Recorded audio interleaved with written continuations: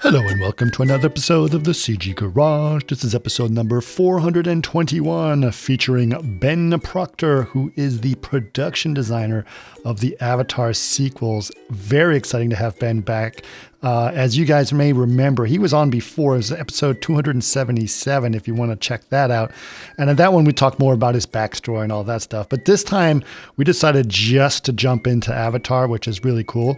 He just got back from the Oscars, where he was nominated for Best Achievement in Production Design for Avatar. So it was really cool to hear about that. But then we really actually got into Avatar quite a bit. Avatar: The Way of Water, obviously.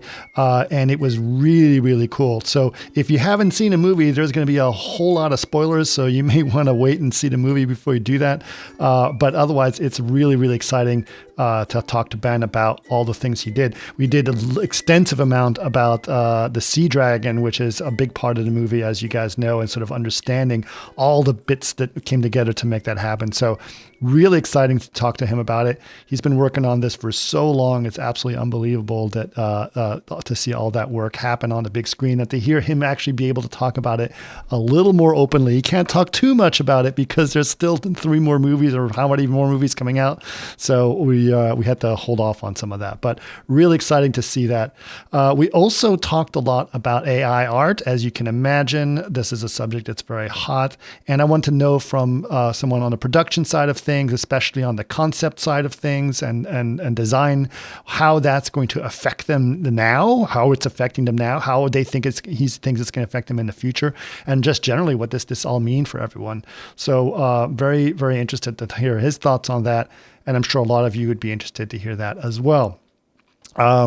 We have a couple of announcements. You can get all these at chaos.com. Our product announcements is V-Ray 6 for 3DS. V-Ray 6 for 3DS Max Update 1 is out. Many new features have been added. I'm not going to go through them. I've been talking to them for a couple times, but go check it out. Go to chaos.com. And of course, when the update ones for the other products, such as V-Ray for Maya, Houdini, etc., all come out, we will let you know on this podcast, and I will tell you all about them then. A few events are going on right now. So let's see. April 18th, 14th through the 18th, we will be at NAB in Vegas. Yes, I am unfortunately not going to go. I may decide at the last moment just to drive to Vegas and see how NAB is doing. But I'm not, didn't have any specific plans to go. But we will be at the AMD booth, and there's some cool stuff that we're going to be showcasing over there. So go make sure and check us out. Love to see you there. Again, it's April 14th through 18th at NAB. April 16th through the 21st, we will be at BAU 2023 in Munich, and would love to see you there. And April 24th to 26th, we will be at FMX in Stuttgart. I will not be able to go to FMX, but a lot of Chaos people will be there. So go make sure and say hi. I think we have a booth and there's a bunch of things going on as well. So excited to see you at FMX if you will be there. And of course, you can get all this information at chaos.com/events to find out all the different events and places we're going to. Again, that is chaos.com/events. Now, if you want to know more about the podcast, of course, you can just go to facebook.com/CG Garage Podcast, or you can just go to our page, which is chaos.com/CG Garage. And if you'd like to watch these podcasts, they're very popular now on YouTube. To watch podcasts, it is youtube.com/Chaos Group TV. We upload all of our podcast videos there. And if you'd like this podcast or this episode and you'd like to suggest some more guests, or you have some ideas or questions, always email us. labs@chaos.com is the best place to do that. Again, that is labs@chaos.com. But for now, please enjoy episode number 421 with Ben Procter. Welcome to another CG Garage, where the Chaos Group talks. You'll know it's over when the last bucket drops. We're gonna fire off rays in high dynamic range. We know that ambient occlusion is passe. Global illumination won't lead you astray. And while image-based lighting is really swell, you need to make sure everything has Fresnel. So Ben, tell me, how was the Oscars? The Oscars is a trip. It is a giant machine, of an apparatus, of an organization, and everything else. It's incredible what the show that they put on. I mean, you end up in this this labyrinth of red fabric, basically all these tent systems that they built to guide you into lines where you wait for one thing and then wait for another to get onto the red carpet or to get into another lane or whatever it might be. Right. And there's all these, much more famous than you people jockeying to try to not wait in line, and things are moving and changing, and people are cutting the line, and all kinds of stuff is going on. And you just lose track of where you are. And in fact, the whole time, practically, you're sitting in the middle of Hollywood Boulevard, but it doesn't feel that way. You're in this Oscar maze, Wow. And you meet, you end up next to somebody online who ends up being the head of, some giant, news network, and another person was the guy who produced, Chinatown or whatever. And it's like, what? So there's, it's a royalty experience for sure. And the show was really well done. I mean, I know the show sometimes has things go wrong and whatnot, but I think it was really well put together this year. And, obviously the part of the ceremony where you're leading up to maybe having to talk to a billion people is so terrifying that you kind of you go numb, and, you can't really enjoy that all that much, Right. But then once you lose or don't win, which is a little like losing. It's just an honor to be nominated, Ben. It's just an honor. It totally is. And it totally still kind of feels like losing when you don't. Yeah. No, I mean, I kid and I don't kid. I mean, it does. It's a sinking feeling. And what's really funny is that they immediately, they've moved you to special seats to be near the stage, right? And then they immediately grab you. And like the moment you don't win, they want you out of there because they need to use that for the next category, right? So you get almost grabbed by the collar and shoved down a ramp that I was joking as we were going down. It was like the trash chute, and luckily that ramp leads straight to a bar. So then you can. Oh, good. You could drink your sorrows away. Exactly. Meet with the. We ran into the Babylon team down there that we'd been sitting next to for a big part of the ceremony. And we've got good shots of us all drinking together and then commiserating. Oh wow. But basically, look. I mean, in all seriousness, it isn't an honor to be nominated. Obviously, that's the real honor. I do think that there's a somewhat random factor to whoever ends up winning in a given category in a different year. At least that's what I tell myself. But being among those five is a big deal. And getting to meet the other teams is fun. It's not just it's many different events that lead up to the Oscar ceremony, right? We had a dinner where we got to meet the other nominees, which was really great at the Academy Museum. It was beautiful. The catering was awesome. The food, I'm still thinking about the food. Yeah, I was going to find out who the caterer was. I forgot. Was it Fanny's? I don't know. There's a restaurant inside the Academy Museum called Fanny's, and it's very good food. Maybe they did it. Yeah, maybe they did it. Mm-hmm. And then we had a panel on the Saturday before the Oscars at the Sherman Oaks Galleria, what formerly, I want to call it the ArcLight, but of course it's the Regal Cinemas now. Right. In one of the big venues there, speaking in front of, hundreds of people, mainly students and, just movie fans. It's open to the public. Yeah. And we did a panel talking to Tom Walsh and Jen Pascal, respectively, of the ADG and the Set Decorators Society of America. Yeah. Each of us having a chance to talk about our movies, talk about where we came from, like how we got into doing movie design, and to hear the other nominees, each with their own story and each with their own, strategies and approaches to how they do their work. It was awesome. It was great. I mean, how often do you get to have an experience like that? Well, not many people do. And it's really wonderful that you had that, that's a lot of a dream experience that I think is incredible. When I remember, first meeting you when you were working over at PLF and you were doing stuff and you were kind of showing me stuff around and you were working hard and it was grudging work and everything. And can you imagine if you saw that guy back then, like 20 years ago, and tell him you're going to be walking the red carpet for best production design? It's hard to believe. And by the way, go back in time further and tell 12-year-old me, who was obsessed with the design in Aliens, and obsessed with Blade Runner and whatever, that and you're going to do it working for Jim Cameron. Oh, and by the way, we will already have had a chance to work closely with Ridley Scott. And it's just, what can I say? I'm a lucky guy. Yeah, no, what's wonderful. And just shows that, those things can happen, and that's a kind of a wonderful thing. I think that must have been a resonating story at that event to hear people say that dreams can happen, It's very true. No, it's very true. The other thing that I found is that graphic design seems to be a common gateway drug into design of all kinds. Because really? There was almost nobody that hadn't played a little bit with that, at some point in their young career, and that was certainly myself included. I thought I wanted to be a graphic designer at one point. Was studying that, and anyway, Yeah, but as I said on the panel, the great thing about working on movies is that you can basically. I got to the point, and I'm sure a lot of people do get to the point where you look down this corridor of, oh wow, if I want to be an architect, I need to do all this training and all this sort of stuff. The years and the money and this and that and the other to become an architect, the tests. But all fields of design are that way. If you want to be at the absolute top of it in a certain world of perception, at the top of that, amongst the very best people, you've got to go to Yale School for graphic design or whatever it is. Can become like an absolutely amazingly well-trained typographer, et cetera, da da da. I just got to the point where I could see these corridors, and I kind of said, you know what? I don't want to do any of these things. Like I don't want to go that far down any one of these disciplines because I kind of like them all. It turned out that movie design was the place where they don't tell you what you can't do. Nobody cares. You Right. can be as a production designer, but even as an illustrator, as almost anybody, you can touch on all these different elements of design, whether it's furniture design or industrial design or graphic design or architecture or freaking geology, right? I mean, we invent landscapes all the time. There's things that nobody in an official design with a capital D Right. design field gets to do.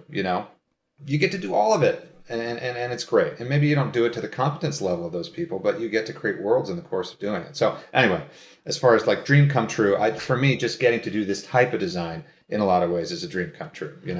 I agree with you to some extent. I do have I have a master's in architecture. So, but I remember very specifically when I moved into the film area, right?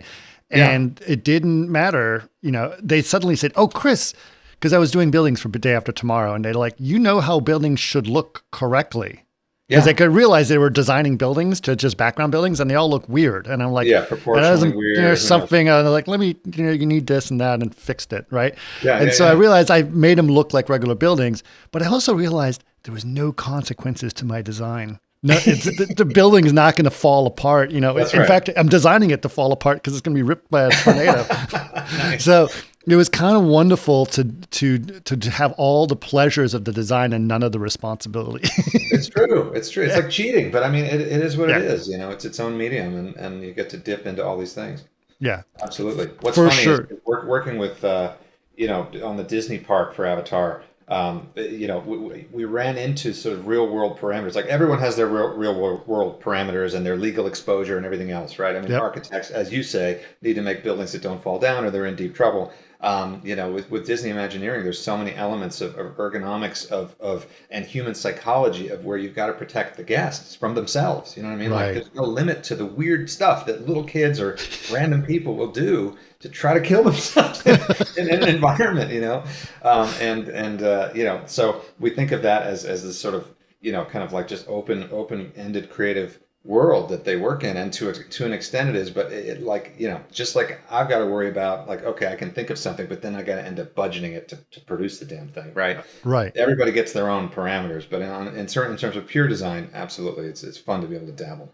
So you're working with the Imagineering team on doing some Avatar stuff? At one point, as it turns out, I think I haven't signed anything yet, but I am going to work a little bit on something new for them. But Dylan and I both worked on, the parks. I mean, Dylan more so than I, because he did these beautiful master illustrations of the design. I think he did that over they build a lot of miniature models in Imagineering, like at progressively larger scales, and that becomes actually their kind of master design documentation, which is really fascinating. They do things in a different, very artistic way. It's very cool. Awesome. And so when Dylan did those paintings, it was over, like either it was a photo or it was some sort of 3D scan. I don't know how he got the material, but it had to match what they were developing in their miniature model and in their layout. But of course he made it look photoreal and amazing and put people in it and all that sort of thing. But then, as we became the production designers of the show, of the sequels, we have this level of oversight over everything to do with design for Avatar, right? Whether it be games or publishing or parks. And so we got to go look at, I worked with Dean Lewandowski in our lab, because he was doing the Lightstorm Entertainment lab became heavily involved in the Disney park stuff, particularly when it came to actually doing the layouts and the ride design for the Flight of Passage ride, right? Which is an incredible ride. Yeah. I mean, it's not, I'm not even going to quote myself. I'm told it's like considered kind of like the best state-of-the-art ride out there. It's just kind of the best one. And Wow. Richie Bainham and his team of, people who were sequence supervisors on an animation, kind of scene assembly level on Avatar 1, who of course have done so on the sequels, but at that point in time, they were being layout artists and animators for this cool ride. And they just knocked it out of the park. It was fantastic. And anyway, but Dean and I got to work on the queue experience, right? Because you wait a long time to get on that ride. Mm-hmm. And it takes you through a number of different environments, more like a Navi cave environment with cool, like, proto-historic type paintings or whatever. But there's also high-tech environments. And so he and I got to lay that out, and then I got to weigh in and help design some elements for it, and this, that, and the other. We got to go down and see the park under construction, which was super cool. You would freak out. As an architect, to see the engineering of how those floating mountains that aren't really floating mountains are held up by what look like draped vines. If you saw the raw steel diagramming for that, it is amazing. Yeah. Yeah. I bet. Yeah. That sounds incredible. That sounds absolutely incredible. I just went totally off topic. Sorry, but well, that's not off topic. That's totally on topic. Well, cool. Listen, this is incredible. I mean, obviously the last time we spoke, which was about 18 months ago, Okay. that you were on, you couldn't tell us much about what was going on in Avatar, but now I think most of the world has seen the movie. I've seen it a couple of times, on IMAX 3D. I went all out. Nice. And it was, it has to be some of the one of the best cinematic experiences I have ever experienced. And I don't say that lightly. Yeah. And it was absolutely incredible. And I was completely blown away. I was really transported to the world, especially on that level of screening.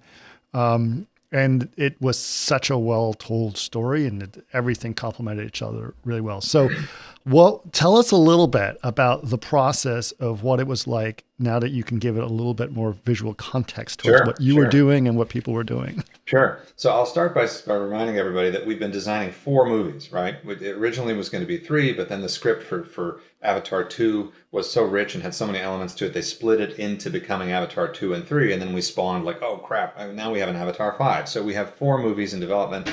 We have shot out, in the sense of live action photography and also performance capture, we're going to do pickups, but like mainly shot out 2 and 3. So we literally have already filmed. I mean, we're actively working on post-production elements of 3, like Jim's virtual camera right now. So it's a much bigger picture.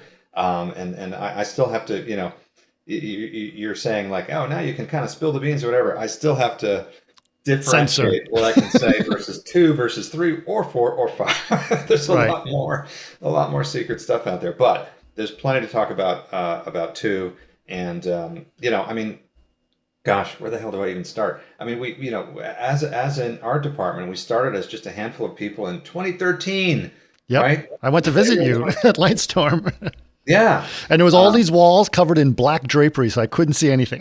That's right. No, it was like skunk works for years and years and years. I mean, at this point, I'm pretty sure that my son and Dylan's sons are pretty much the only humans on Earth that are not part of the production or not part of the art department who are allowed to even go to the second floor at Lightstorm and see all that stuff. Right. Like my mom, my wife, nope, go away. They will never see that. Wow. So super secret. But in any case, started doing conceptual design across all the different movies, right? That was the cool part, right? Is because Jim had his writers team downstairs, and he was running it kind of like a TV type situation, right? He had written this tome of 1,500 pages of notes of story ideas and character ideas and world ideas and biology ideas and all the, the kind of genius visionary crap that he goes off and does on his own. But then he was really trying to break the story with this writing team. And when we started off, there was no, they were working on it, but it was early days, man. It was really early days. So there was this cool moment of back and forth with them where they would come up and see what we were doing. We didn't generally go down to the writer's room very often. It looked like a, maybe it looks like any writer's room, truthfully. I wouldn't even know, but it looked like one of these, kind of a glorious mind kind of madman things with just like every surface of every wall was a whiteboard and everything had little madman scribbles of ideas on it. Right. But they would come up and see what we were doing. And it was really helpful for them. I mean, I did forget putting Jim aside, right? It was helpful for the writers to see, particularly with the characters. You know, Joe Pepe is a great character designer who started at the same time, actually about a week or two before Dylan and I did. Hmm. First thing, early days, pardon me. And he was designing like Kiri, right? Sigourney's character is this older actress playing a teenager, right? It's kind of hard for anybody to wrap their head around. There's people who've seen the damn movie who still don't know what they're looking at, right? There are Right. people who walked up to her at events leading up to the Oscars and asked her why she took such a small role. Because to them, she was the little photographic lady on the monitors in a couple of scenes. You know, Right. it's like, how did you? Anyway, so it was. It hard took to me a get while her. before I realized it was her, honestly speaking. And I'm not, yeah, I can, but they did. Well, first of all, she's a fantastic actress, so that helps. Absolutely. But Absolutely. just the way she's designed and she acted, and they must have altered her voice in They some didn't. way. They It didn't? didn't. There was talk of pitching up her voice the entire time. Right? You'd have to pitch up her voice, right? She's Sure. got this resonant voice. I don't think they did. I think Wow. that she ultimately found some way to play the character where she had both, a kind of an innocence and a girlishness about her, and then also this kind of maturity, like that there was Yeah. something in her that was a little more deep. Special. And somehow, like Sigourney's voice modulations just conveyed that, and I didn't change it at all, That's which amazing. is amazing. Yeah, It's amazing. Well, she did a fantastic job. So congratulations. do a But fantastic but job. she must have been inspired by some of that concept, right? Well, I mean, she ultimately, of course, yeah, she got to see that stuff. But anyway, the writers have specifically said, like, when we saw Carrie for the first time, she clicked as a character. Like, we suddenly understood Right. what Jim was thinking, what Jim had in his head. Right. And that was Joe Pepe's illustration. I know the specific one.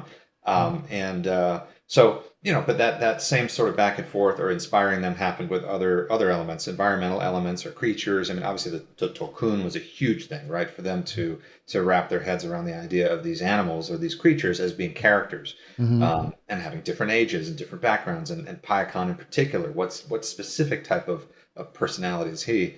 And anyway, so we were getting into all that stuff. There were some cool moments early on, which is the ultimate sort of concept design dream, which is where you do a painting. Jim was like, "That's great," and he either says that's going in the movie to your face, and usually he means it, or you don't know whether he likes something or not, and then you go and you finally read the script, and you can tell from the description, that he's literally looking at a painting that the art department has done and describing it like Right. almost like on the top left there's da. It's very specific, and so that's a great moment of victory for design, of saying like, wow, we did something that was sufficiently inspiring for Jim that he wrote it in, so that was cool. But anyway, so of course, the bandwidth required to kind of hit the as the stories were evolving, getting more concrete, as the elements that Jim wanted, he was getting more specific about that. He would give, like, on the hard surface side. I should stop and explain for anyone who doesn't know. We have two production designers on Avatar sequels. There were two on Avatar 1, and the idea on Avatar 1 was a little more divided between virtual and live action, right? So Okay. we had Rob Stromberg as a kind of visual effects oriented designer, map painter, very, very keyed into the digital rendition of things. And Rick Carter, great traditional, legendary traditional production designer, who would be focused more on the human world, which was represented more in terms of sets, right? Because the scale of everything is so much bigger across the board with the sequels, including in the human world, and anyway, it's just plain bigger. The layouts are bigger, everything is bigger. Also, the far more opportunities for blue people to be in human sets in these movies, as opposed to in the first one where it almost never happened, right? Sure. So that virtual live action breakdown doesn't work as well anymore. So what we think of it as, Dylan is the Pandora guy and I'm the Earth guy. It's just it's more of a cultural divide between the types of design elements that we're working on. So he does everything from the way the planet looks from orbit down to tiny little creatures and everything in between, the Na'vi architecture, their cultural artifacts, all those sorts of things. And then I work on the human tech, which is it's architecture, it's vehicles, it's all that sort of stuff. Spaceships, boats. Yeah, exactly. I mean, the joke is that he makes the pretty stuff, and I make the equipment that burns and shits on the pretty. So you're the villain. You're the villain I'm in the this. villain. Yeah. I'm the villain. I've been saying for years that because you have to, I'm sure that I haven't spoken to an actor about this, but we even had a video interview thing that involves Stephen Lang, who plays our villain.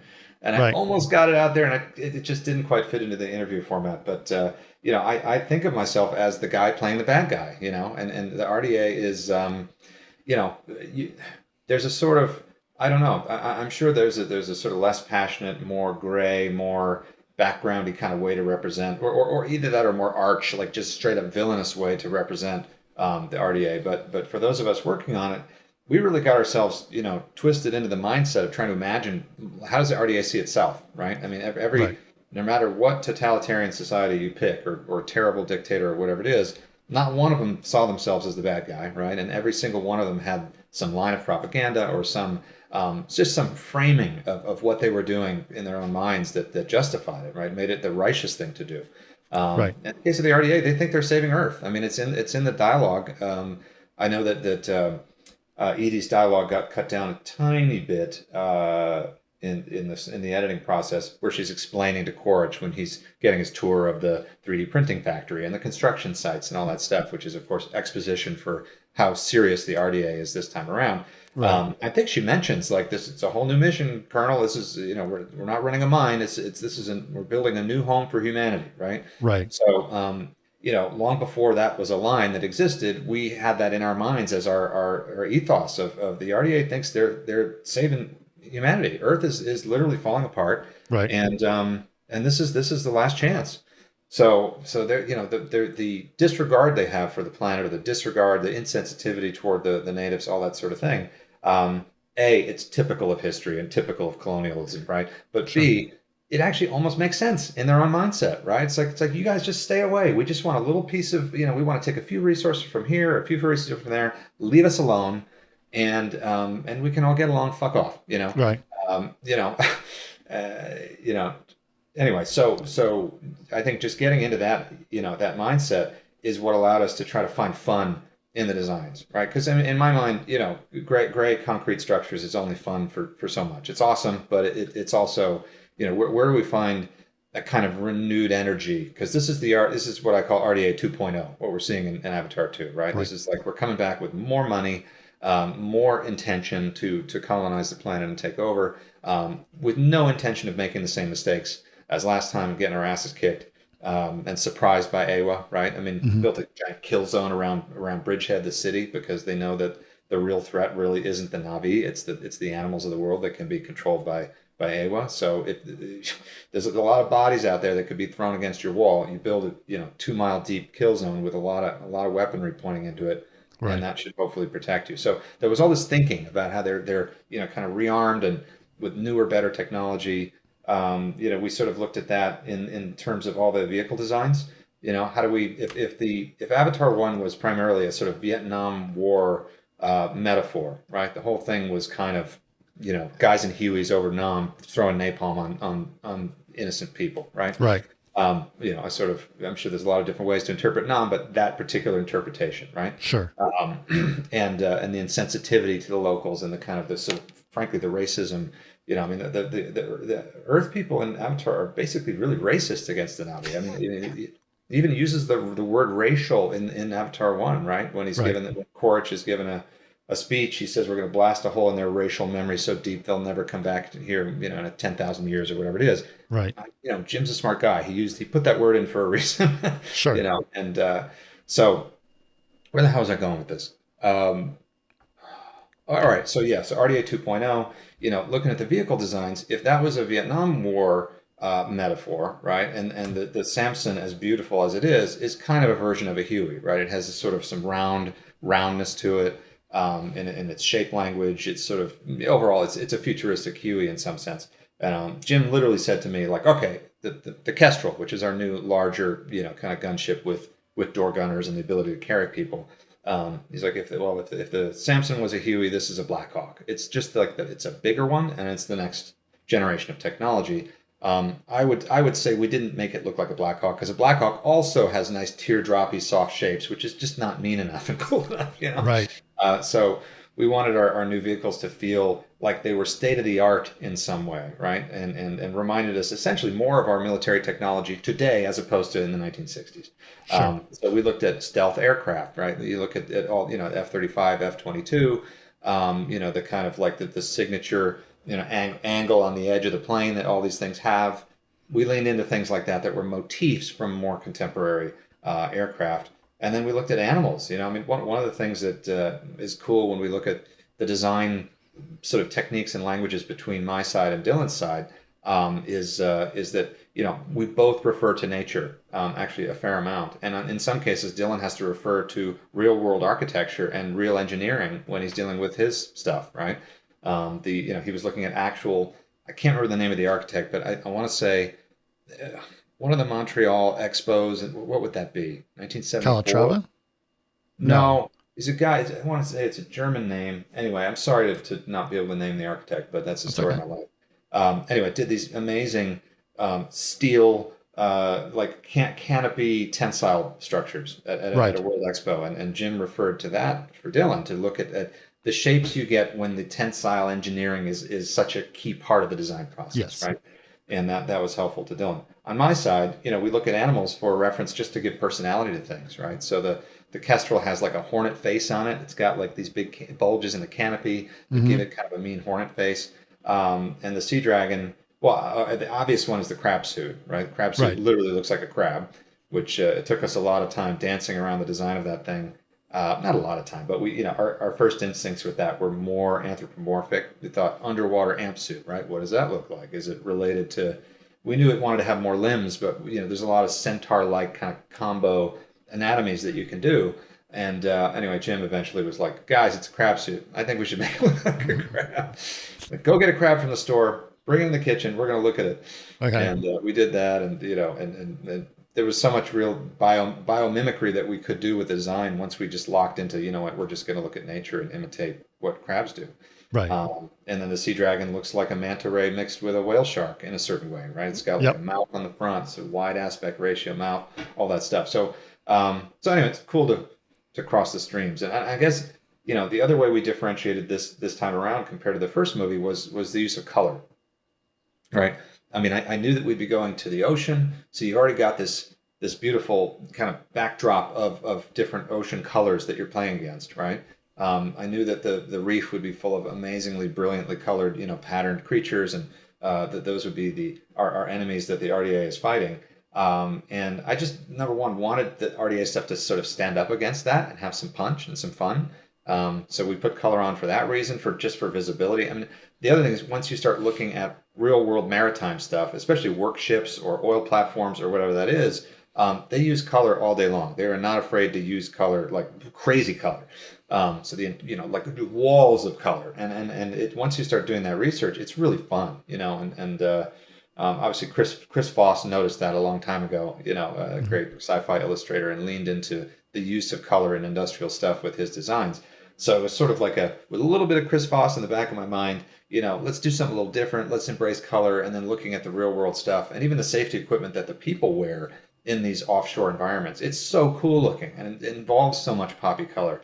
And so, we took some early cracks at costuming for the sailors that ultimately Deb Scott, our great production designer, came along and interpreted it into better versions of those things. But the DNA of having that like really bright, high vis safety vests and water safety gear built into them was something we looked at early on. And so I guess you could say that like water was one of the big things that inspired us to be more colorful, and yeah, that's awesome. SeaDragon, sorry, just one little sure. Even on the SeaDragon, which is a gray ship, right? Ended up being kind of slightly more silvery than I even intended in the renders, that's a whole other topic. But anyway, it looks fine. It looks good. Mm-hmm.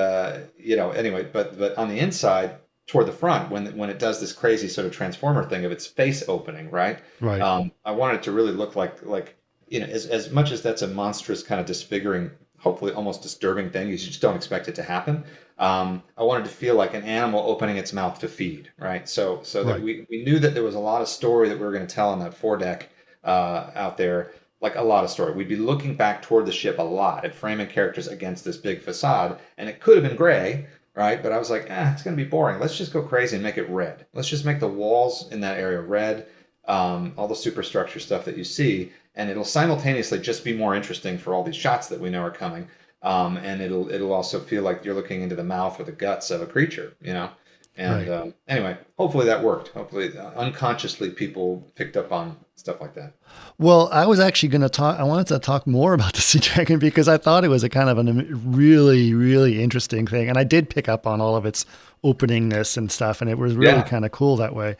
But that ends up being one of the most complex sets things I have ever seen, and I was thinking about that because in the most Cameron way possible, he takes this incredible thing and slowly, literally turns it on its head, upside down underwater. And the thinking about, because you must have designed how all of it inside worked, right? It was not random. Like you could tell they were specifically navigating through rooms, etc. And you had to think about how it's going to play upside right and upside down underwater. Like how was that? I mean, that must have been taken forever. It was so hard. It was so hard. I mean, obviously, we've had a blessing of time and resources on these movies that nobody ever gets, right? So I'm not complaining by any means, but yeah, it was really, really hard. Like multiple people lost a lot of hair to that thing. Right. It's sort of, I guess it's one of those things that it looking back on it, there's so many interdependencies and details that we had to figure out over time that it almost makes me, like, my mind go numb. Like it's just crazy, the number of different bits. But in reality, it was done in this sequence over time, right? Sure. So essentially, it's like bit by bit, the puzzle sort of would reveal new layers of itself, and you then attack that, and then you realize, oh crap, there's a knock-on effect of this decision that will affect these other scenes. Do we want to reconcile that? Do we not want to reconcile that? There were definitely some cheats that we did here and there, particularly once it's upside down. But basically, I mean, it started, I'll just talk about the process. It started off just trying to figure out what the hell the thing was, right? We knew Jim wanted to do a wing and ground effect vehicle, right? So he being a geek, brought that to the table right up front, right? So he's like, this thing, it's called the SeaDragon. It's big. It's much bigger than the Dragon from Avatar 1. It's got to do these sorts of things, and it's a wing and ground effect aircraft, right? So like that's cool, right? So we started to think about, look at real wing and ground effect aircraft, look at how they work. Some of them are unbelievably cool when you see them in action, right? The Akronoplan, from the Soviet Union in the 80s, when you see those guys hauling ass over the Caspian Sea, kicking up like, Firefox, rooster tails of water without even touching the water. It's so cool, right? But the looks of them, are so aircrafty. They're effectively stub-winged 747s in terms of their overall layout, right? So knowing that we needed decks, knowing that this thing was a mothership that had to provide, refueling and recovery and everything else for all these different types of sub vehicles. And I say sub, I mean, whatever, child vehicles, but that includes subs. Those kinds of, a lot of the Akronoplan that are out there in the world, whether they be a cargo plane or the Akronoplan or whatever it is, the Soviet ones, just the wrong shape, right? So we knew we had to go somewhere a little bit different. There were some much smaller ones in the real world that were more inspiring, that started to lean into slightly more manta ray-like kind of proportion to the wing instead of like this sort of little stubby stuff. So that was cool. And the other thing we wanted to do right away, because we're all geeks for illustration, was, Berkey did those amazing hydrofoils, right? Military hydrofoils. I'm not even sure when he did those, probably early 80s, maybe late 70s, something like that. But they're these iconic illustrations where these like monofoil things are just hauling ass across the ocean, putting up the craziest rooster tail of water that you've ever seen. It's like this orgy of water effect, right? And, we were all like, we got to do that. So, I don't know how we're going to do this. So anyway, so we almost immediately started pitching Jim stuff that was a hybrid of some kind between wing and ground effect and hydrofoil. So that the first images we showed him, it was always like in mid takeoff with the giant water kicking up, because it's just too cool, right? It's inherently violent to the world that you're just like ripping through the sea and throwing up water and all that stuff. And he bought it. I mean, David Levy did this incredible illustration that I think is in the art book that has a sort of sunset, dusky sort of background to it. And it doesn't really look like the SeaDragon. It's a bizarre looking, really sci-fi thing. It's beautiful. But it sold Jim on the idea of this hydrofoil. He's like, okay. He's like, well, I guess it's a hydrofoil now. Also, so the hydrofoil was our transition mode. In theory, the thing can drive around in hydrofoil mode indefinitely, right? And sure. we may or may not see that in the next film. But in Avatar 2, it was a transition sort of deal. So anyway, so that's just the basics of like okay, we got to give it a shape. It has to look cool. It's got to have imply the right functionality as a vehicle, be the right size. What's the overall size we're going to figure out? And then it had this, we had enough story beats coming along that we knew, okay, kids are going to have to get tied up somewhere. There needs to be sight lines between this point and that point. A character's going to come rescue them. That character has to be able to get on the damn ship, right? And we were getting cheeky and having these SeaWorld type deals where the guy would use like his elu leaping out of the water, and he would leap off the elu to be able to get really high up onto this craft to rescue his siblings. And that stuff could have worked. But at some point, Jim, this is what triggered the idea of the whole front of the thing opened. Jim's like, guys, I need more deck. I need a deck. I need to stage my story. Right. So he on the fly invented the idea. He's like, why don't we just clamshell open the front? And that's one of those things where it takes a beat for your pitiful mortal brain to like wrap or like, what? Just have it open like that, just like clamshell. Just the fuselage is just going to open in two pieces, and we're like, oh god! Like I'm every piece of aluminum framing of the thing that I've had in my mind is literally getting ripped and shrieking as Jim pulled it back, And but it was a great idea. It was a wonderful idea, and I mean, Jim is great at doing these, coming up with these what's seemingly off the cuff design solutions that are just really good. I mean, even the idea of the Mako subs dropping into the water as part of how they launched. We had this whole this system of ramps and stuff that would go off the bow, and it all would have worked. And we thought that the moon pool was a place for them to be recovered. And we knew we needed a moon pool for story reasons. Actually, did we know that? We might have invented the story reasons later to use the moon pool. Okay. Yeah, there was a lot of back and forth that way. I mean, the geography. As you pointed out, the geography of that damn ship is so complex and so specifically used in the story, right? That a lot of those things some of them were planned and some of them were opportunistic. Jim saw an opportunity and said, "Oh yeah, no, we can just have them do blah blah blah." The kids, like, how do we get the kids off the ship? No, they don't have to run all the way to the front. They can just jump in the moon pool. Great, done. And you with each of those little decisions, it's like, oh, grab onto that. We're going to run with that and push it forward. But what the hell was I saying? Oh God, just overall design of the ship. So anyway, so Jim invents this idea of the front opening. Now we've got this deck with all this opportunity. We knew we needed some things out there. You can't just have it be a naked deck, right? So Fausto De Martini, who is basically like the daddy of all the RDA stuff on Avatar sequels. I mean, like he has. Yeah, I don't want to diminish the contributions of other people. By no means am I doing that. But Fausto has personally 3D modeled or touched almost everything. Like, it's insane how much he did. So I will always be indebted to him and consider him a great friend also. But anyway, so he did the 3D massing model stuff on the SeaDragon that ended up getting much more traction, and he developed that into beautiful, quite detailed first version of the model with all kinds of stuff going on inside of it. And so, we wanted to put something cool out front. And, I'm like as Dylan and I have said, Dylan pointed out, I was like, Dylan, we were looking at the art book, prep stuff. And I'm like, Dylan, I just didn't do that many paintings. Like, how do you do it? Like, how do you fit in the time to do all these paintings? He says, you and I procrastinate differently. I'm like, oh yeah, I guess that's a good way of thinking about it. I'm a reference junkie. I will look at, pictures of weird aircraft or boats or details of hydraulically actuated ramps on cargo ships. It's like, I get off on that stuff. It's not even right, the noises that I make sometimes when I'm looking at these photos. And so, of course, we'd figured out like the coolest type of crane that's used with big military cargo ships to pull stuff on and off. And it's this like automatically leveling double swivel arm thing. And there's just so much cool stuff in the real world that half the time, at least, you don't need to make something up. You can actually just go pull something from reality that nobody knows about because it's obscure, and make your own, sci-fi it up, make your own version of it. So Fausto did a beautiful crane, bright red, of course, for the front of the ship, and we came up with other ideas for what kind of dressing would be out there. And you're just thinking at this point schematically, like, well, what would be out there? Well, they have to refuel the friggin' boats, right? Okay, well, we're gonna have some plumbing coming up.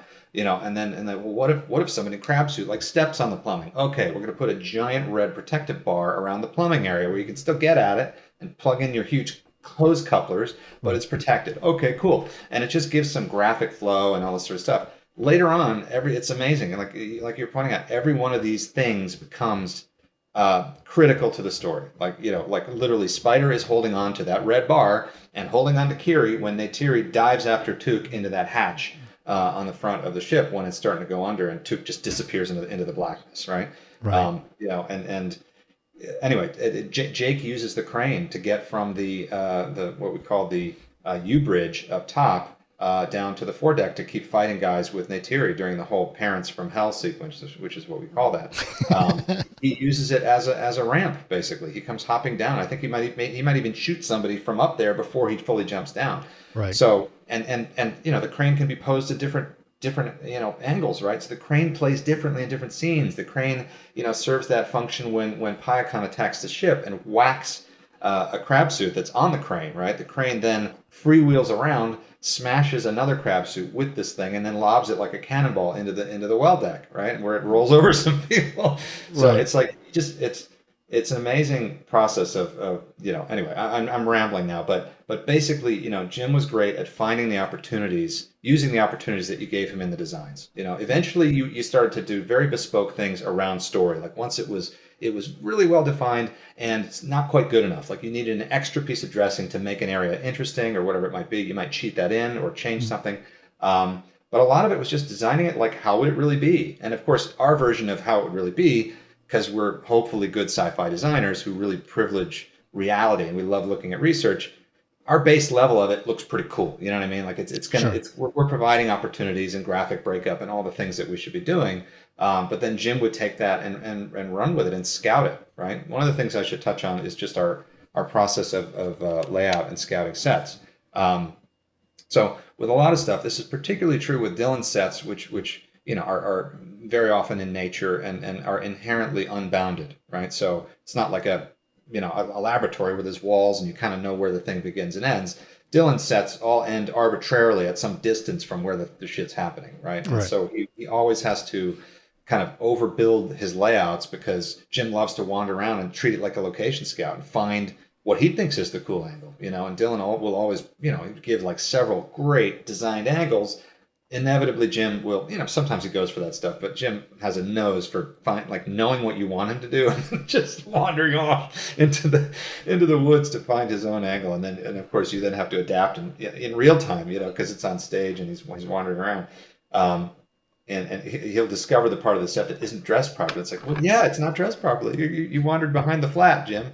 But anyway, so even on the hard surface side that I do, and that my team handles, we build things as much as possible in their entirety, right? So, we have a real-time version of the whole Bridgehead City, the new human base. It doesn't run well. It's a heavy model, and there's a lot of unload groups that you have to hide, to make it perform it at different frame rates that we need for different purposes.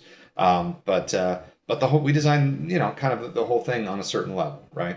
And so, with the SeaDragon, we had a model that we could stand up that had everything turned on, more or less, and so Jim could then go ahead and scout that and find areas that were interesting, particularly when it came to, fight choreography, right? I mean, just think of the amount of fighting that goes on there under strange conditions, right? Quaritch and Jake have their fight that continues all the way through the capsizing and the rollover of the ship. It changes angles, etc. So all those things needed to be basically presented to Jim and allow him in certain cases to play around with it with Garrett, the stunt coordinator, who's also our second unit director, and his team. They just play with it, make cool stunt stuff with Jim. We provided them like a set to play with, and honestly, there was almost never a case, and this sounds like I'm bragging, but I'm really just grateful. There were very few cases where we had to fundamentally change a set because of some action thing that Jim or the stunt guys, whatever they came up with. For the most part, they were able to just, work with what was there, and make it better. Sometimes we had to create a pocket so that some little piece of dressing could fall out and bang into Jake as the ship is rolling. We'd invent little spaces and stuff. But for the most part, it was they used the whole animal, the whole buffalo, so to speak. They saw what was there and they used it. So, anywho. That was pretty amazing. I mean, really incredible. I think a lot of people. I'll just say that the SeaDragon. I mean, I just want to give credit to the department. The there was almost not anyone on the live action sort of hard surface side of things that didn't touch the SeaDragon in some way or another, right? I mean, Right. Fausta was kind of like the first master architect. Forrest Fisher ended up being the final architect for kind of handing things off to visual effects. He was one of our set designers, and he I mean, if anybody lost the most hair, it might have been him, just because he was trying to use basically, I think, Rhino to bring in like all these insanely dense poly models from different people or other NURBS models or whatever. And he was the guy that had to like be able to turn all of it on at once in his computer, which was just melting. Right. And I'm sure it was a tough model to deal with at Weta as well. But using art department resources is very different from the systems that are already in place to deal with super heavy models at a visual effects house. So that was not easy. But so many different designers, concept designers, illustrators, set designers, all took cracks at, and both in LA and New Zealand, cracks at elements of the SeaDragon. So, the fact that it looks, I enjoy designs when a lot of people get to work on it, because I think there's a richness to it. There's a sort of an unexpected, maybe the flavors don't quite congeal perfectly, that gives it some spice or some interest. That fools the eye into thinking it's a real place, because real places don't have everything matching. Paint colors don't match perfectly, and design sensibilities don't match. So it was such a big task that we had to basically farm out pieces of it to different people, and you get that nice reality to it. So anyway, anyone who might be in the departments listening, thank you so much for losing the hair to get the SeaDragon out the door. Absolutely. And I appreciate the fact that you wanted to make that point, because some people don't do that. So I really appreciate that. The other that you mentioned it earlier, and I was actually going to lead up to it. I was wondering about that handoff, right? Because to visual effects and how it works, because like I mentioned in the past when on the one we did together, the first time I ever saw that, it was when we worked on Tron, where we actually got to hand stuff to each other. Yep. And that wasn't just a piece of paper and just says, make it look like this, right? Right. So, right. So how was that handoff? How was that interaction with taking the design and just follow through with actual data and bits and bytes at some point? It worked really well. Michael Smale is the, I don't want to get his title wrong. I want to say he's the head of the art department at Weta. Okay. At Weta Effects. I'm not sure that that's the exact right title, but anyway, he was basically our go-to person. He was our major point of contact for anything design and asset related. So, Michael has a process that he does, I think, for every show, or that Weta does. I don't know if he invented it or whatnot, but he's certainly a great practitioner of it. That they make ARPs, or art ref packs, right? Which I think start life as basically PDF layouts, and then they get burned into video files. Just because visual effects houses are so video centric, right? That you can, it's a movie that lives somewhere in their crazy apparatus of databases and whatnot. And it attempts to basically encapsulate every piece of information, visual information or reference that would be relevant to an artist who's sitting down to work on a thing, right? Okay. Whether that thing is a tiny detail on some piece of a weapon, or it's a basket, or it's whatever it is. What are the things that without the chance to meet with this person personally, what are the things that we at LEI and the art department want to convey, and that Michael has encapsulated beautifully into this very concise document, and added in many cases a lot of his own reference, right? So where it's not particularly clear, we may have a 3D rendering that we've done in the art department that looks terrific, right? But Michael will then go in and find like real world things that have like almost exactly that type of a paint finish or a metal coupler or like whatever it is. And he will then kind of make call outs from the real world to those things. And that's again like a great way to, there's only so much diversity of shapes and whatever that you can get from like hand modeling things, because you just run out of time and steam and whatever it is, by pulling reference from the real world and specifically saying like, no, this part of the model should look exactly like this. You're pulling in these textures from reality that won't match, a little bit, and it's got that richness to it. So essentially so there's like a SeaDragon, fuselage, ref ARP, that exists out there, where we broke down the, this part of this pattern, which he marked out in like bright purple as a false colored kind of diagram. This is a little more like an F-22 fuselage. This one over here is a little more like this reference of a some spun carbon fiber thing that we found, something being manufactured aircraft wise, and that's a great reference for that. Is very nitty gritty, right? At that point, sometimes we will see like turntables explicitly, right? There were ones where we went so far over the line in terms of like demonstrating our intention or our seriousness about the look dev of something on the art department side that we'd do these like frankly overkill but awesome render illustrations of like the Kestrel or the Sea Wasp or just any number of these things that were going to be heavily digitally realized. We put a lot of time into like really tight, really final, like full on with like roughness mapped and anisotropy maps and like all kinds of shit to make it look like this is how we want it to look. In those cases, we would be involved at a sort of turntable review level. We'd see stills and turntables and stuff, and with other assets, not all the time, And then the SeaDragon, of course, is it's 400 feet long and covered in detail, and characters crawl on all kinds of specialized little parts of it. So Sure. they would do here's our interpretation of this, of your model in this area where Jake needs to climb up this thing, right? And our model in that area is like it's like basically a giant, sub-D surface with a cool texture map on it. It's like, and they've got to then invent like, okay, this is the real version of that with some dimensionality and fasteners and every other thing that they need to add to it. What do you think? And we go back and forth on those model presentations, and we get it there. I think we're going to hopefully do a little more asset level review, like kind of final review, like turntables or whatever, or even early shot level reviews going forward, just to prevent a couple surprises that happened. And then we get to see stuff basically in some early shots for certain sequences. Essentially, they did a great job of giving us the opportunity to see hero design elements in some kind of sequence or some kind of shot earlier on when they had more time on their hands, that they could involve us, and then later on when they were just, steam was coming out of their ears as they were finishing the film, that just we couldn't see everything in context like that. Sure. But I would say overall the process was great, and having somebody like Michael who comes from an architecture background like you, who knows enough to know where to look for the crazy good reference, and he was invaluable. And anyway, so hats off to him, and also just all the modelers and texture artists and everybody at Weta who took all that stuff seriously, and all that finesse is there.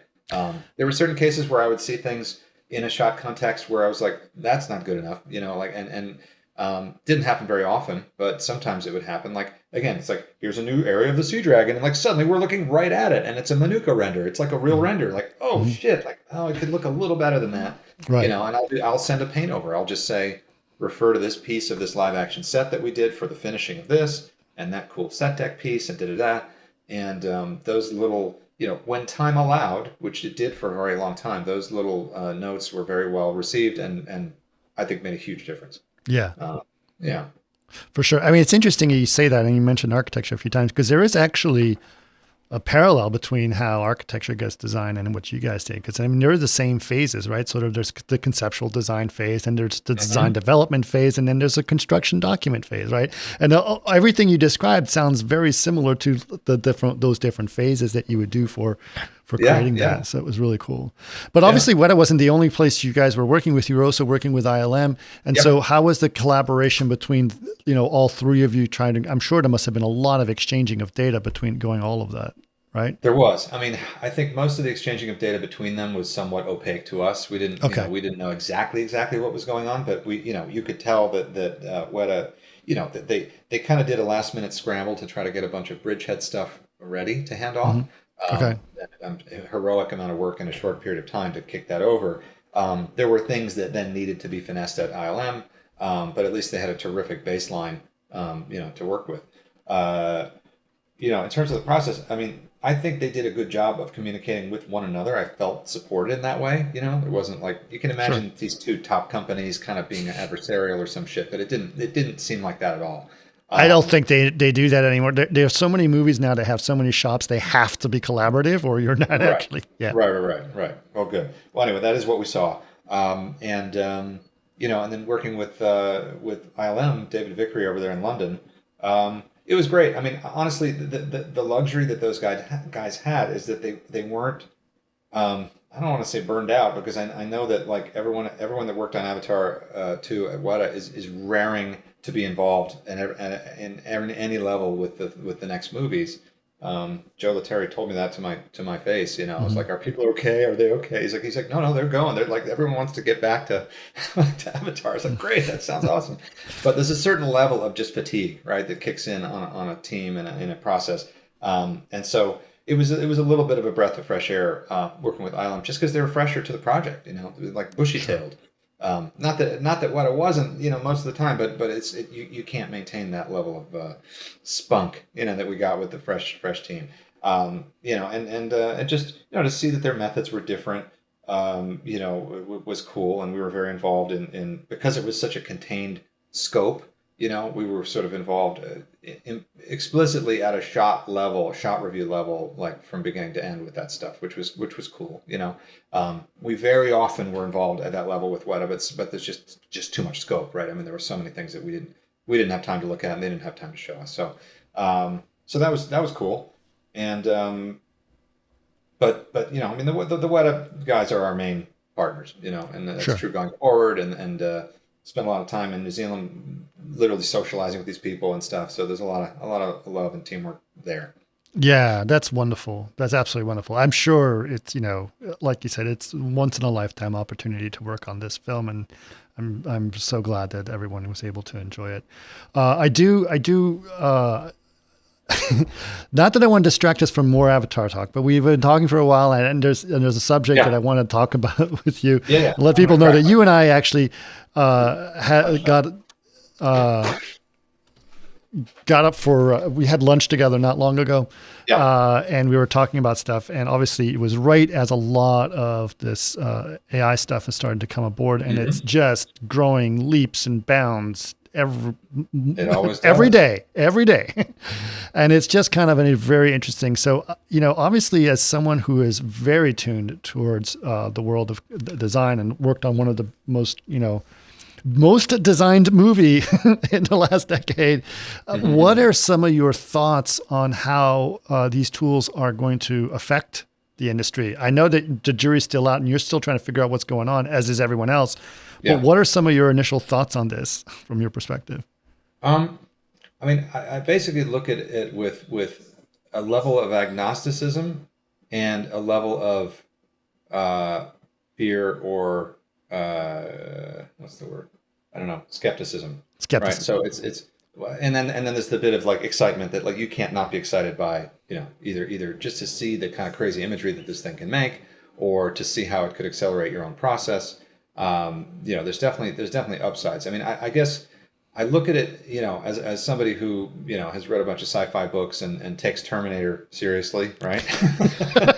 I take Terminator at face value as an actual cautionary tale and not just a cool movie. Uh huh. Um, you know, so there's the near game and the end game, right? Okay. Or the longer, you know, and it's impossible to predict exactly where these things are going. But I do think that we're in a realm of technology now to where the improvement cycle is so fast, as you say, right?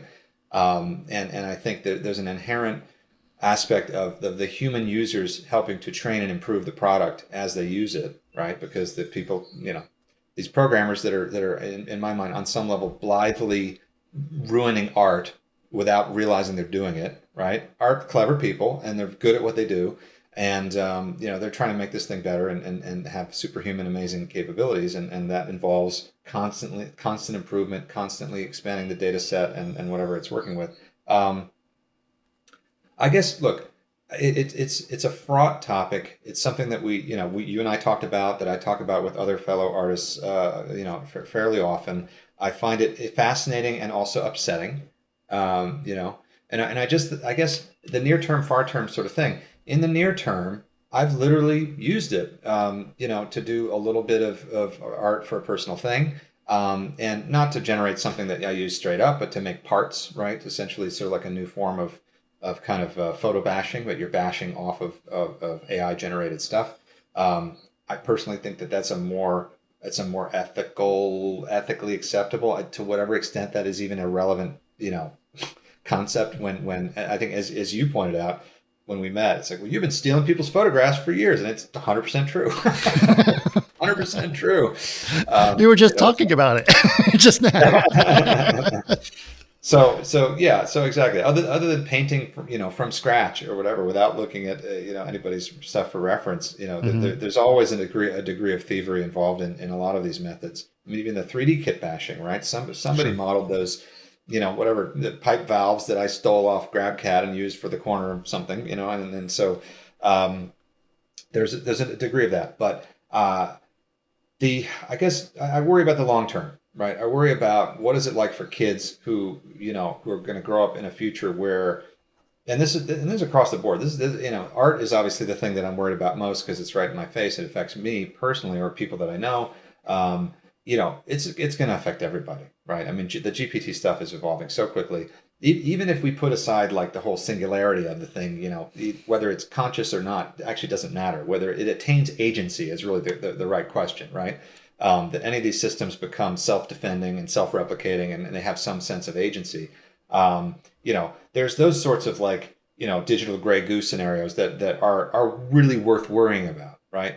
But even if we manage to keep the shackles on the genie, right, and we want to just use it for our purposes and all the AI disaster scenarios don't play out the way that Jim Cameron and other people have thought that they would, we still, kids who aren't even born yet are going to come into a world where from the moment they see images, in a world where we don't stop to differentiate human creation versus AI creation, images where they don't really know whether a machine made it or a person made it. They don't necessarily have the the traditional kind of art pipeline that one would think of learning to draw with crayons and then discovering that you like art and learning to draw with a pencil and then figuring out paints and all this sort of stuff. All those traditional things, you look at kids these days making, music with GarageBand on their phone or whatever it is. It's happened in other media. It's happened in other times. And it's not as if music went away. It didn't. But I guess there's a cheapening of the traditional ways that happens with these things. And I think that in the real end game of the AI, even without the disaster scenario, it's a cheapening of what it is to be a person. And that sounds really grandiose.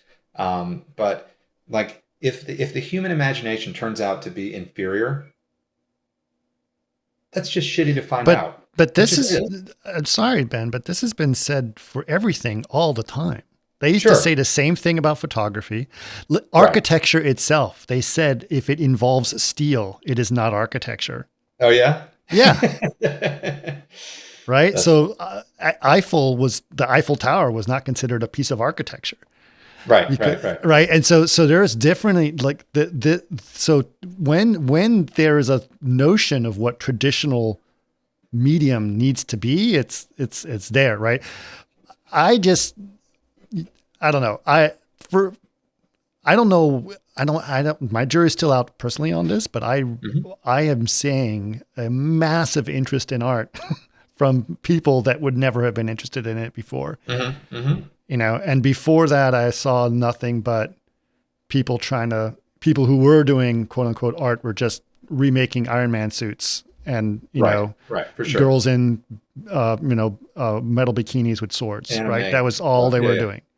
So, totally. Now suddenly there's an imagination has gotten better, I think.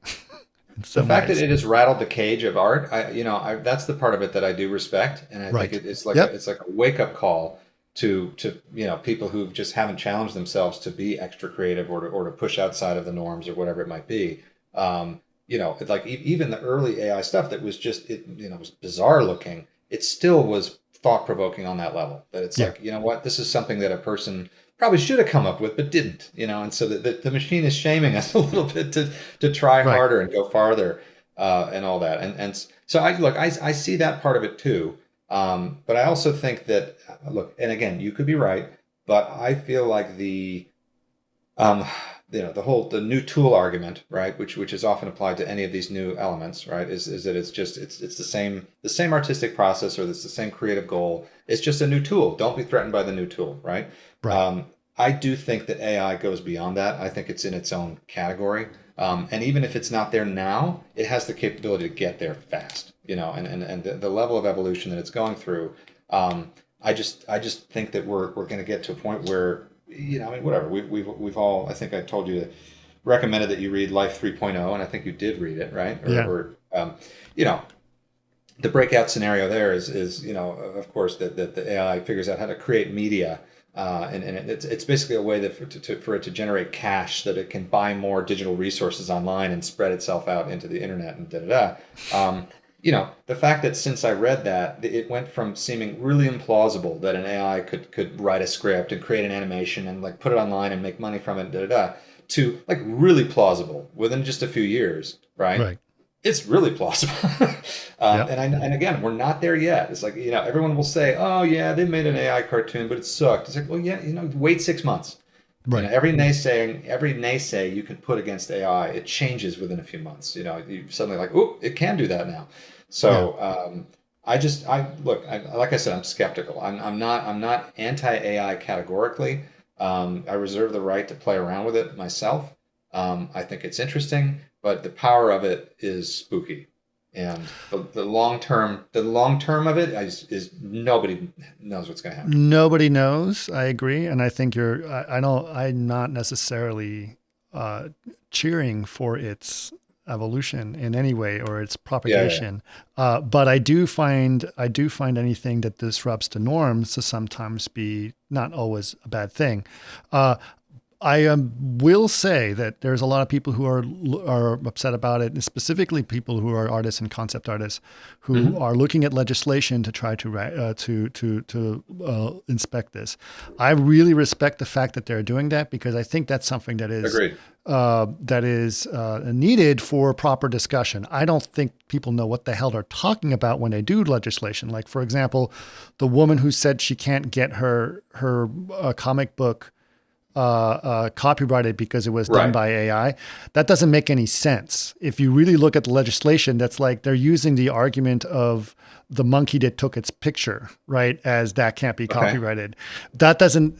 A machine I don't know because a machine made that picture, they can't copyright it. But you use Photoshop all the time. It's the same argument. So what's the deal? So I don't think the courts have the language for it yet. Right. Which is my concern. I don't think any of us has the language right now. Yeah. It's a precedent-breaking thing. Right. I agree. But I do believe that there needs to be like, hey, there's some, there needs to be some ethical guardrails here that needs to be observed. And that's very interesting. So I really would like to know, what they're doing to help that process and how they're going to figure it out. And really try to sort of get to the ground of it. So I actually, if anyone listening to this knows Carla Ortiz, I do know Carla. I've tried to email her several times, but if anyone is actually speaking to her, say she should come on this podcast, I really want to have that conversation with her. Nonetheless, what do you think? How do you think the world of concept art is going to be affected by this, be it either through legislation or through the future of it? What do you think is going to happen? I honestly don't know. I mean, I hear on the one hand that studios are spooked at the idea that if people use AI, in a piece of concept art or whatever it is, that they're going to get screwed because they can't copyright it. They can't claim to own it, and someone else can steal their, what they would like to be a proprietary branded sort of thing. And turns out, oops, you didn't really do it the right way, and so it's not your thing. That they're spooked by that, I think I think it's a good thing. I think that the idea that we should just plunge, wholehearted into this, and that anyone who works on a movie, including, I'm not going to say specific roles outside of the art department, but that anyone, can just like, oh yeah, I made some art too, and I made some art too. At a certain point, it's an absurdity, right? And it will lead to a sort of watered down approach to design where it ends up being, I don't know, some sort of evolutionary survival of the fittest thing, that you just throw a bunch of ideas out there, and like for whatever political dynamics and decisions of the moment lead somebody to like one thing or the other. Well, okay, flow with that, and we're going to flow with this, and it speeds things up to a level where or diffuses them also to a level where I'm just not sure that's helpful to the process. You need to do good work, you need like to deep dive. You need to like embed your brain into something. And in any case, it's inevitable that it's going to be used. I know that it's in some art departments. I'm hearing it's being used as a form of research, right? So someone who's not an illustrator is making imagery, as research, and like it kind of like that's the best version of it, but it's because at least you're characterizing it the right way or categorizing it the right way. You're not trying to replace making the image. You're just getting ideas. And to some extent, like, is it better to rip off a real person out there on the internet whose thing you liked, or is it better to rip off something that no one's seen before? Okay, and on that level, ethically, maybe it's in a certain way better to just rip off this or discover things that are actually new, right? At the same time, though, I know from having screwed around with AI imagery a little bit, you know, like the perfect version of it is like, oh wow, I'm inspired by that. I'm going to start from scratch and not copy paste any pieces out of that image. But you want to use the image, right? It's right there. So the imagery will end up getting used in people's artwork, and hidden, painted over just enough that like hopefully the lawyers aren't going to get involved and all this kind of stuff. And I don't know. I guess that's fine. I just worry that I can even see in my own process, having played with it just a little bit, there's a laziness that creeps into your head. It's like I could sit here and daydream and look at my art books and do all the things that I would do, and think of something, or I can just like, let's see what the AI has to say about this, and just and boom, and like, well, that fuck, usually it's depressingly good, or at least interesting, or something maybe you wouldn't have thought of, right? Right. And so I guess in your view of it being a sort of an improvement in the art process, right? I guess in that sense, it's an accelerant for more creative ideas. I guess on that level, it's good, but it for people who haven't had the luxury to come up without it, it'll just be, your brain won't be able to go into the full deep mode of doing it all by yourself. You know what I mean? Maybe I'm wrong, but I'm also like, I'm a parent of a teenager, and I see all the dynamics of modern media, digital life, and how it affects people's minds. I hear it. I will say this, that the best AI art I have seen is done by people who are really good artists. Right, for sure. Right? Because so it doesn't necessarily replace you, because the only reason it looks so good is because you are you and you had all that training and you have the eye to understand how to do things, right?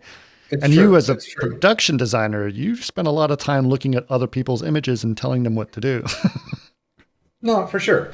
Right. Yeah, I mean, and part of it, it feels like you've got this magical genie of art that can just do work for you, right? It's like, well, I kind of know what I want. I'm going to beat this thing into giving me what I want, and it'll take 20 minutes instead of 2 days. Yeah. There's a certain, like, you can't not be seduced by that on some level.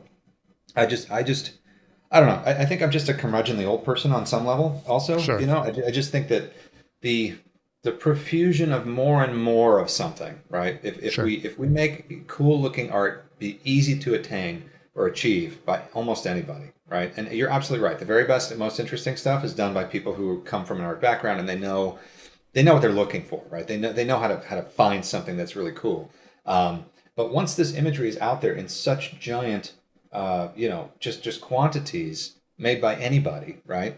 Does it just cheapen image making? Does it just cheapen what an image is? I mean, in the same way that like the quintillions of iPhone photos that are sitting out on people's phones and servers and whatever, most of which will never even get looked at. Does that cheapen photography? I mean, for me personally, like it does a little bit. I mean, maybe it's like a mental frailty, but I don't really, I feel like it's less of a thing to go see a photography exhibit now because photography is just so brutally ubiquitous, I don't know. It's not fair, but I just worry. It's just too much, and people will probably start to tune it out and look back to the organic, side of things, I think. Well, that happened in, with the exception of Avatar, there was a big backlash in terms of CG for that specific reason, right? Right, I think. right. You're right. But yeah, I think that there's something that, for example, like I said, I don't want to dismiss this, but like there's something that people that are looking at in terms of the efficacy of how the models were trained needs to be considered and understood. Correct. Use cases of it also need to be understood. I think that the idea of copyright doing this thing, I also think is very fascinating. I think people need to be smarter about how they look at it as well in terms of the copyright, because I think there's a way that people should be able to explore new methodologies without the fear of losing copyright because you used something different than someone normally does, right? So Right. I think those are some interesting things. All right, I don't want to go too long because I do want to give you the opportunity to talk about any other projects that are going on or things that you're going on in your life that you want to share with people. I mean, I think it's just all Avatar all day in terms of what I'm mainly putting And money for the for. unforeseeable future, like for forever, it's going to go on, right? Got a lot more movies to make. Yeah. Yeah. I mean, it took a while to do these. Obviously, that was trying to gear up for the basic conceptual design for 4 films. Right. That was a huge chunk of work. But the nitty gritty. Let's just say the nitty gritty of work required to shoot out 4 and 5. In terms of figuring out what are we practically building, where are we doing it, what's the schedule in New Zealand, like all that stuff. It's just. Right. It is a mind-blowing amount, not to mention on the virtual side, like, okay, let's do our totally pornographic look dev designs of this thing and hand that over to visual effects and all that stuff. It's just it's a lot of work. It's a lot of work. Yeah. And it's going to take time. But yeah, I'm in it to win it.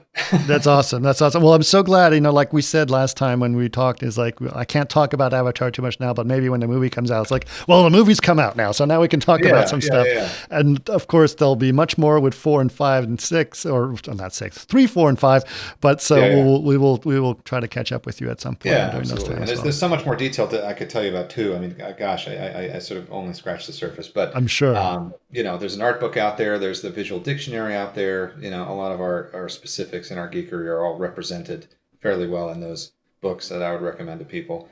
And awesome. And the games coming out that are going to be cool too. So that's exciting. That's so cool. Well, Ben, congratulations again on your nomination. It was fantastic.